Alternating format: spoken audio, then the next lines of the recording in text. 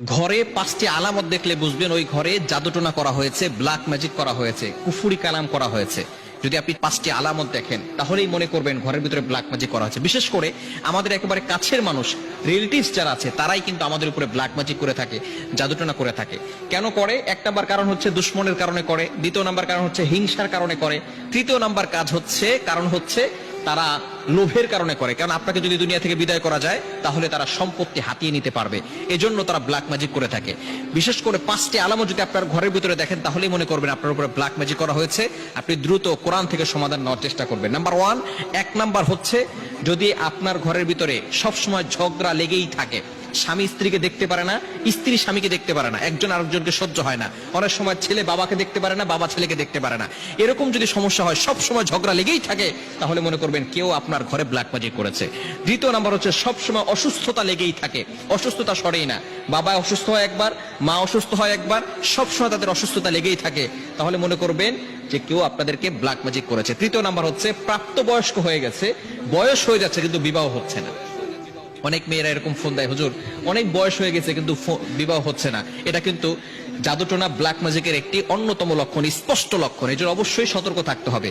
এবং 4 নাম্বার হচ্ছে রিজিকে বারাকা না থাকা। টাকা পয়সা ইনকাম করছে কিন্তু কোনো বারাকা নাই, বারবার খরচ হয়ে যাচ্ছে।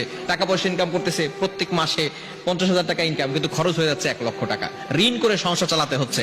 রিজিকে যদি বারাকা না থাকে তাহলে মনে করবেন যে আপনাদেরকে কেউ জাদুটোনা করেছে, ব্ল্যাক ম্যাজিক করেছে। 5 নাম্বার হচ্ছে ঘরের ভিতরে অস্থিরতা কাজ করে, দম বন্ধ হয়ে যায়, ঘরে থাকতে ভালো লাগে না। এই ধরনের কাজ যদি হয় তাহলে অবশ্যই আপনি কোরআন থেকে ফায়সালা নেবেন। ঘরের ভিতরে কোরআনের রেকর্ডিং চালু করে রাখবেন, আয়াতুল কুরসি, এরপরে 4 কুল, কুল ইয়া আইয়ুহাল কাফিরুন, কুল হুয়াল্লাহু আহাদ, কুল আউযু বিরাব্বিল ফালাক, কুল আউযু বিরাব্বিন নাস, এই 4টি সূরা এবং সূরা বাকারার শেষ 2টি আয়াত, এগুলো আপনি ঘরের ভিতরে পড়বেন। 5 ওয়াক্ত নামাজে ঘরের সদস্য যারা আছেন সকলে 5 ওয়াক্ত নামাজের পরে আয়াতুল কুরসি, 4 কুল, সূরা বাকারা শেষ 2 আয়াত পড়ে বুকে ফু দিবে এবং হাতে ফু দিয়ে পুরো শরীরকে মাসাজ করে দিবে। এবং সকলকে মাস্ট বি নামাজ পড়তে হবে, নামাজের পরে আমলগুলো করতে হবে।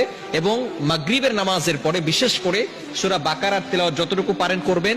যদি পড়তে না পারেন তাহলে কোরআনের রেকর্ডিং চালু করে রাখবেন ইনশাআল্লাহ, তাহলে আস্তে আস্তে এই জাদুটোনা দূর হয়ে যাবে। এবং বিশেষ করে ঘুমানোর সময় সকলে ওযু করে ঘুমাবেন এবং এই আমল করে শরীর বন্ধ করে তারপরে ঘুমাবেন। যদি এই 5টি লক্ষণ দেখে থাকেন তাহলে অবশ্যই আপনি সতর্ক হয়ে যাবেন এবং বিশেষ করে কোরআনের তেলাওয়াত করা শুরু করবেন। যত বেশি কোরআন তেলাওয়াত করবেন তত বেশি এই কুফরি কালাম থেকে আপনি বাঁচতে পারবেন, জাদুটোনা থেকে বাঁচতে পারবেন। বিশেষ করে আমাদের একেবারে কাছের মানুষগুলোই কিন্তু ব্ল্যাক ম্যাজিক করে থাকে, জাদুটোনা করে থাকে এবং জাদুটোনার মাধ্যমে কিন্তু একজন মানুষ অসুস্থ হয়ে গিয়ে দুনিয়া থেকে বিদায় নিয়ে নেয়। এজন্য অবশ্যই আমাদেরকে সতর্ক থাকতে হবে এবং এই লক্ষণগুলো দেখলে সাথে সাথেই কিন্তু আমরা বিশেষ করে কোরআনের দিকে